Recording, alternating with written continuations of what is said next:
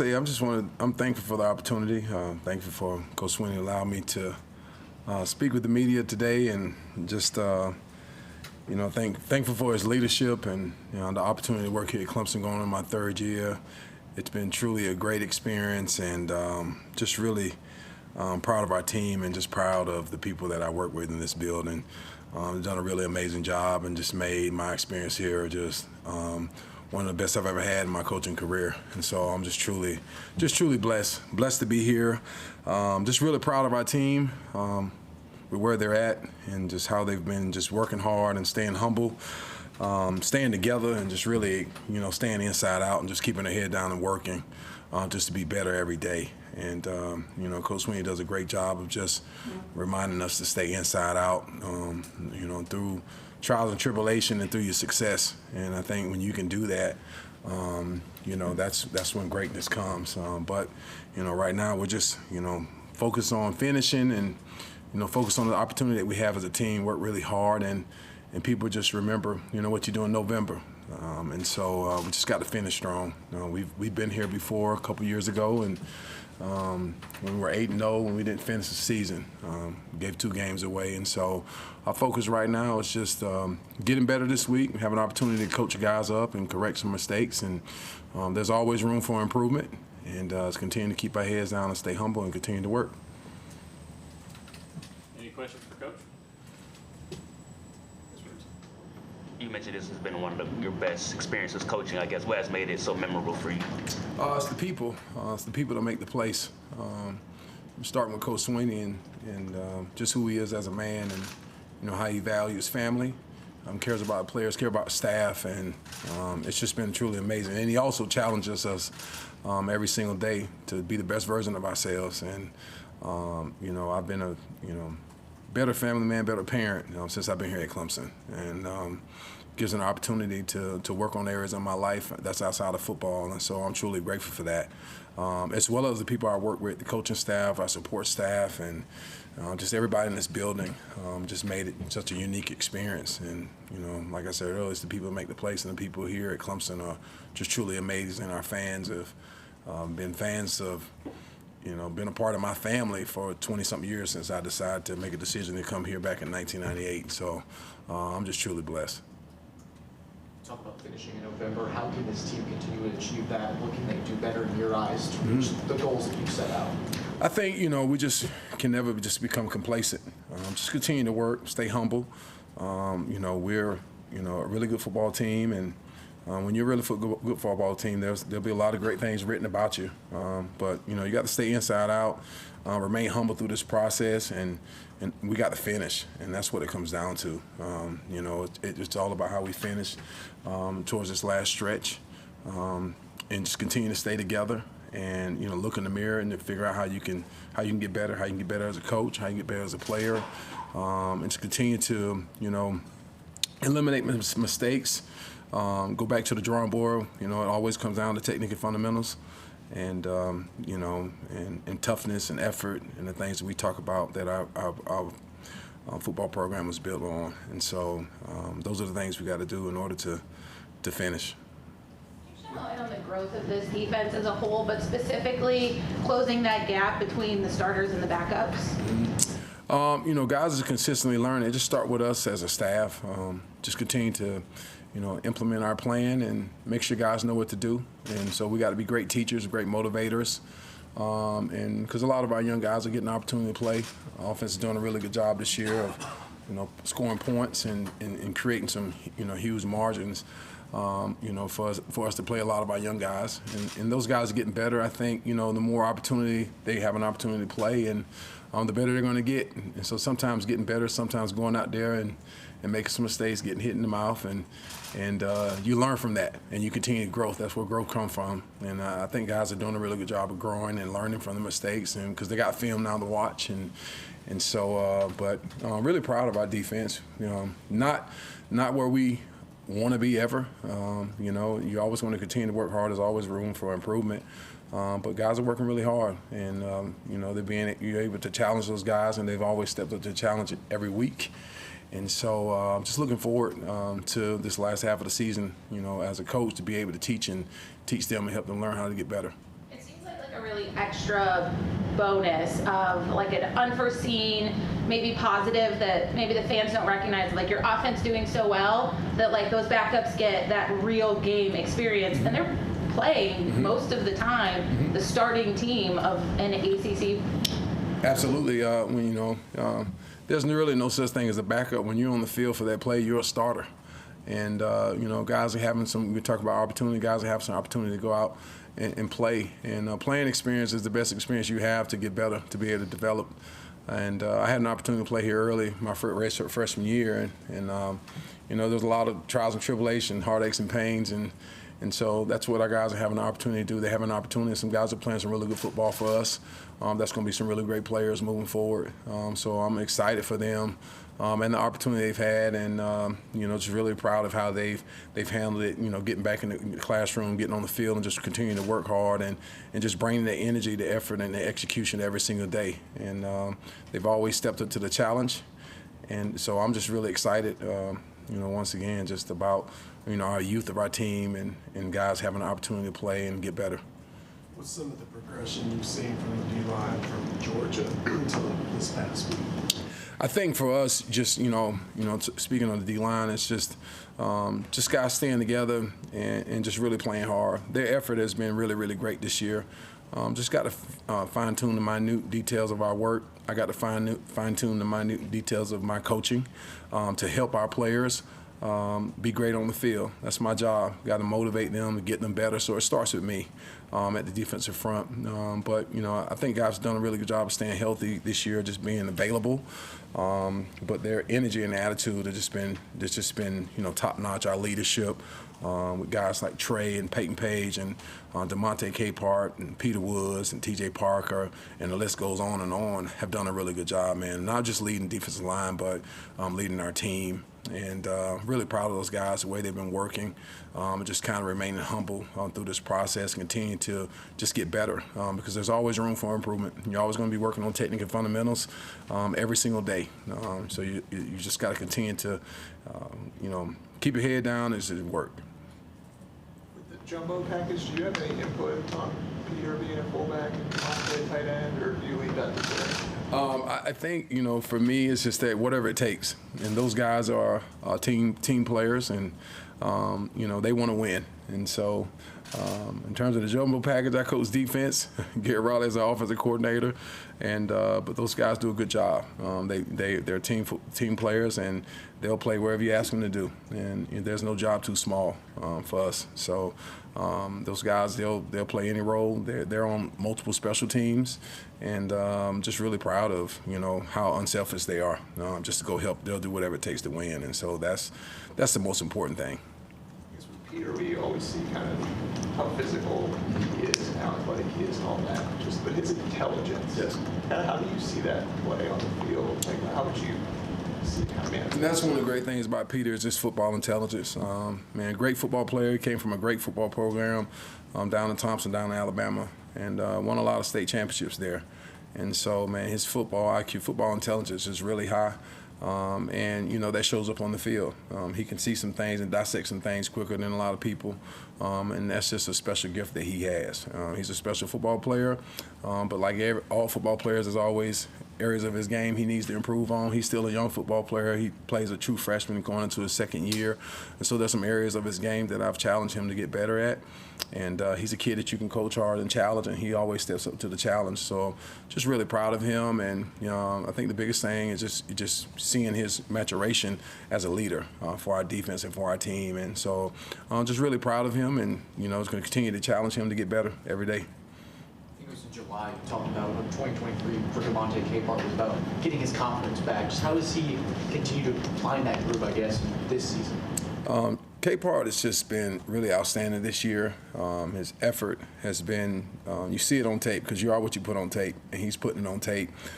Just area of his game, defensive line play, you always got to work on your technique and fundamental, but he has really been playing really, really hard where you notice him on tape consistently. He's an example of a guy that didn't get a lot of opportunity to play a lot in his previous years because all the Brian Brzez's, the Tyler Davises, and the Ruka Roros were here. And so now he's stepped into the role of starter. starter. Well, in 23, he went in the games and he was averaging somewhere between 10 to 15 snaps a game, but he made the best of those snaps. When he went in, he made his presence known. And so, he's a prime example of a young guy who's kind of been sitting in the crock pot just waiting for an opportunity to play.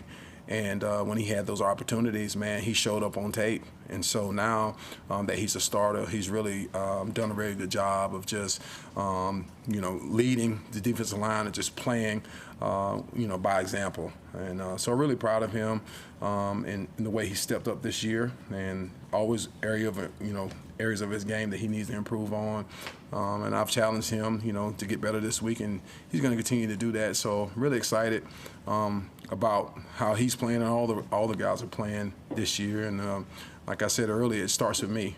I got to lead. I got to, do better coaching and, be in detail in my work. And so that they will. Because if I don't, they won't. If I will, they will. And so it starts with me. And so, but back to Capehart, man, he's doing a really good job of just leading and just practicing and working, keeping his head down, remaining humble every day. November is a big month for football, but also for all the players. It kind of leads them into finals week and all their academics. What is that like as a coach, knowing that they're balancing the end of a football season and also the end of an academic year? I think, it goes back to Coach Swinney. Number one purpose of our program is to graduate our players. He takes pride in that, and and that's felt throughout this building. We have a great academic staff, a great support system for our players. And so we're in tune to what's going on as a staff, as a position coach. I know all my players' schedules. I know where their classes are at. If they are not present for a tutor or academic meeting, I'm going to know about it. And we install discipline when they don't show up. And so academics and getting the education is our number one priority here at Clemson. And so that's one of the reasons why I love Coach Swinney. That's the most important thing to him. That we graduate our players and develop men. And so that's what we're doing. And so we're in tune to that. We work obviously very well with the academic people in the university, just, knowing when guys have got, exams and test scores, and, they're student athletes, they're students first. So that has not really been a challenge here. I think, we do a really good job and with the academics and NERI and, that portion of our football program has just been outstanding. About Peter's recruiting. I heard that on his initial visit, you actually played the guitar, and his family sang with you. I guess, what's your background musically, and kind of do you bring that guitar around all the time? I grew up in church. My grandfather was a pastor, and I have a lot of musical talents. I can play the lead guitar, bass, drums, piano. I just don't play any wind instruments. And so that's a talent that God has given to me, and I usually make sure that I use it for His glory. Peter, we have a very similar background. Obviously, as pastor, his father Jermaine is a pastor, and so we can relate on that level. I will bring my guitar out during official visits and have an opportunity to play and sing and sing along with families, and people usually enjoy that. And so, Peter is a very, very talented individual. He's a musician himself, and he's also a very good vocal singer. And so, it's that's the thing about Clemson, man. It's just more than football here with our players and staff as well. A lot of talented staff members like Daquan Bowers and Corey Crawford. They are musicians as well. So, I love being able to really using my gift for the glory of God when I given an opportunity. And so, but we're able to connect on that level from a musical standpoint. I guess you already kind of knew him being in Auburn before, and you already kind of developed a relationship. How much did you have to build that once you got here? I don't usually, when people talk about recruiting, I don't use the word recruiting. I talk about relationship. I want to have a relationship with you where we connect, on a personal level. I want to know your family. I want to know everything about who you are.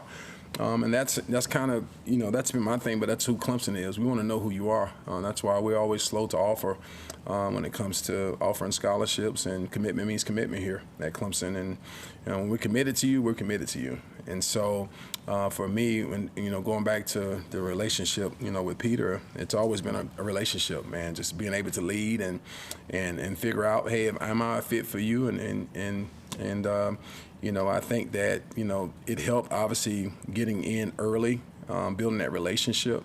But I think when he had an opportunity to come here to Clemson, it just put icing on the cake, being in this building, being around our staff, being around the people here, being at the game day experience, and because it's a special place. And so when he had an opportunity to come to OV, that's a slam dunk. We got great recruiting staff that does a really great job of just how we operate during our OVs and during our recruiting process. So it made it easy. You run the team church band or something? Yes. So last year I had an opportunity to run team church. Yes, I'm in charge of the band. Me, Daquan Bowers, and Joel Davis, who obviously one of our directors at Paul Journey, and Chanel Valentine, and so on and so forth. And it was brought to Reggie Pleasant does a good job in terms of our spiritual leadership team, and asked me to kind of put together a band. And I know the individuals that have musical talents and have a lot of church background, spiritual background, and so we got together, set up a stage, and rehearsed maybe for an hour or two. That's why it always pays to be able to play by ear and be able to hear music and then play it back to you. And that's a special gift that God gave to me, that I don't know how to read music, but I can hear things and then I can play it back to you. And so it's truly a blessing to be able to do that. And man, it's been really a great opportunity to worship with our team, with our staff, and we usually have about 200 to 300 people there. And it's in a neutral location. It's right here in our indoor facility, and man, we get an opportunity to worship with each other, and it's been a really amazing experience. How does that just further deepen your connection with people, or maybe even created bonds that you maybe didn't think that you were going to connect with somebody, and then now this has opened doors? Yeah, I mean, it's huge, and that's what Clemson is about. It's about relationships and bonding with people. But when spiritual level, that's a whole deeper bond, and being able to worship with people. And there's a lot of people that came to Team Church, didn't know I was a musician, or they didn't know Coach Crawford could play the drums. They didn't know Coach Bowers can play the guitar, or they didn't know we had Peter Woods is a really good singer. And to be in that environment, man, because this is foundation. This place, man, it's built. God built this. Coach Sweeney keeps God first in everything he does. That's what makes this place so special. That God is at the center. He's at the foundation of this program, and we always keep that before us. And so to be able to worship with the people in this building, it's just truly special, because they're not doing that in a lot of places. I've had an opportunity to play for 40 NFL teams and coach for 3 NFL teams, and an opportunity to coach at a couple of preview places in the collegiate level, and there was no team church. And so, man, to have an opportunity to do that is just truly a blessing, and it says a lot about our culture and who we are as a team. Is Peter the only singer, or are there other athletes that sing? There are some other athletes. Peter's probably the only singer that was probably brave enough to get up in front of people and sing, but I think there's a lot of guys that have a really good voice. I think Black's Huckabee is one, obviously, and Joel, and then Chanel Valentine's in recruiting, and Corey Crawford can actually hold a note, so can Daquan, so can myself, but we're more on the background singing part of that, not lead singers. But we have a lot of people, man, that have a lot of beautiful talents, and that are willing to, give glory to God. So truly amazing opportunity to be able to do that here at Clemson. How important is it to be able to show these young men that you can be all in on football, not to steal Davos, but you can be all in on football, but still have these other interests or passions or areas that you can invest in? Just think of you tell these kids all these things, and they're inundated with these dream big images of what life is going to be like, or what their college experience is going to be like. How valuable is that? And from your own experience, coming up through football to actually see it displayed and celebrated by their leaders, by their coaches, by their mentors. Exactly. There's more in life than football, and I think that's when Coach Swinney put together this program. Obviously, the number one thing is to graduate our players and want to make sure they be equipped with tools for life. And so, giving guys the opportunity to be who they are. You can't have your identity tied up in football because it's going to end. I had an opportunity to play double-digit seasons in the NFL, play here at Clemson myself, and man, they had to be more to me than just football. And I think a lot of guys struggle with, finding out who they are because they've got so much tied up into the game of football. And it's a very short window, and it goes by really quickly. And I think just the way that we're structured, the way this program is built, man, allows guys to tap into areas of their lives because, we want them to be great husbands, great fathers, great men in society. Guys have a 1.6 or 1.8% chance to make it to the NFL, right? And so, man, that's a lot of guys who are not going to make it. That's just the reality of it. And so, man, you have to be tied into something greater than football. And I think this place is built to allow guys to tap into other areas of their life because God has given us all different talents. We have something. Everybody has greatness on the inside of them, just to find out what that is. And I think through our Paul journey, I just think through, our academics and through our culture, guys are able to, find out, hey, what am I really good at? And we cultivate that and we help them grow in that area. And that's what makes this place different from a lot of other programs in the country. Because we allow guys to, you got micro internships, we got the cab, we have all these places where guys can do podcasts or do photo shoots and do other things, be able to worship. You talked about that earlier. And so that's what separates us from everybody else in the country, allowing guys to tap into the man they are, outside of football. Any questions for Coach virtually? Hey Nick, this is Chapel Fowler with the State Newspaper. Over the summer, the media outing Chris Rumpf told us that you get a lot of calls and interest from other NFL teams, other college teams about hiring you, and you've obviously not taken those opportunities. How do you kind of think about your own personal trajectory as a coach, maybe aspirations of becoming a defensive coordinator, head coach, and why is Clemson still the right fit for you right now, do you think, in that journey? I think, this is kind of, I just want to be where my feet are at right now. I think the focus for me is just, getting better defensively and being the best defensive line coach I can be at Clemson and just being right here in the moment because there's an opportunity that's present for us in this moment and today. And these guys need me to be the best leader and the best coach that I can possibly be. I think obviously winning, gives people a lot of opportunity, but you can't look forward. I think that's why it's important for me as a coach just to finish and be where my feet are at right now. I'm enjoying this moment, living in this moment, and whatever doors open up down the road, they'll open up. But right now, I just got to focus on, getting better this bye week and focus on our next opponent, which is a really, really, really good opponent, and then finishing in November. And I think the rest will come. And that's kind of always been my mindset is just to work, put my head down, outwork people, be great at my job, master my craft, and the opportunities to come. And so I can't, we always talk to our players about, being inside out and ignoring the noise. And sometimes noise can be good noise. And so, but, I have to really just seize the moment, take advantage of the opportunity, be where I'm at and be the best version of myself so I can put that energy to where I'm at right now and put that energy into my players.